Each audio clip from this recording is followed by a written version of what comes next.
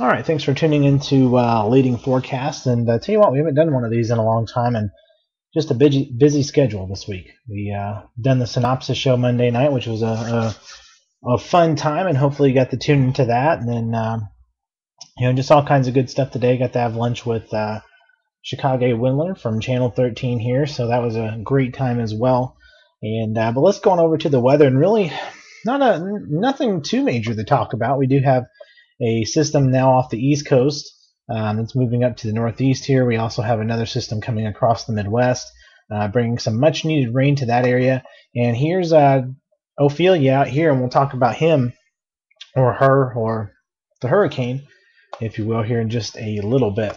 Let's go on over current radar. You can see here's your rain showers up across the Northeast. We also have a batch of showers and thunderstorms kind of across the Midwest here in your better areas down here across southern Illinois, moving into southern Indiana here.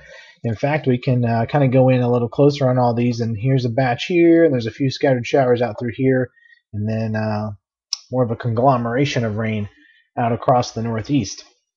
Going on over current watches and warnings, not too much going on. We do have some flood watches and warnings posted out across the Northeast, but other than that, pretty quiet across the United States, and I think a lot of us are taking that quiet weather after having, all year it seems like we've had some kind of a major event going on.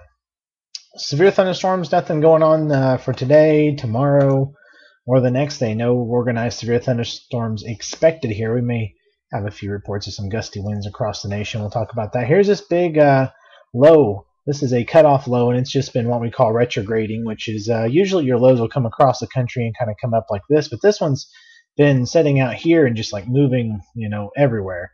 So when these come up and then eventually kind of move to the back and back out more north or west, we call that retrograding, or pretty much just moving backwards. It's a meteorological term. And then we do have a front kind of draped across the area here, and bringing showers and thunderstorms out to the East Coast. We also have those showers and a couple rumbles of thunder even under that low pressure system. That's as we get into tomorrow, as we get into Sunday. Here comes that low still sitting out here. Thunderstorms developing out ahead of it. In fact, the Ohio Valley and Mississippi, the Midwest into the Tennessee Valley may get a pretty good drenching Sunday afternoon. So places like Illinois, Ohio, down towards western Kentucky, western Tennessee, and even eastern Missouri will probably see a pretty good little batch of rain. More rain out across the east, the I-95 corridor. So places like that are going to see some rain on Sunday as well. And then as we skip ahead. Here's Tuesday, and that low is still setting up here across the Great Lakes region, bringing some showers around. And then we do have those showers going on up across the Northeast, across upstate New York, in places like that. And then another system coming up to the northwest, spreading showers in across Washington and northern Oregon as we get into early next week. Here's the upper level charts, and here's your upper level low. This is tomorrow afternoon at 500 millibars. And this thing just keeps sitting there. And of course, keep your eye on this. This is in up towards Davenport, Iowa. And then as we get into Monday, the center moves a little farther west. And so, it was here, and now it's moving more out towards here, and it's pretty much just cut off. And what that means is it's cut off from the main jet stream. It's not going anywhere. It's going to do whatever it wants to do. But it does look like we do have some systems coming in. It's eventually going to push it out. This is as we get into Tuesday. Here it comes up over the Great Lakes. And eventually, this is later on in the pattern. This is in about a week or so. Here comes this big high pressure system building back in. And you know what that means across the central United States?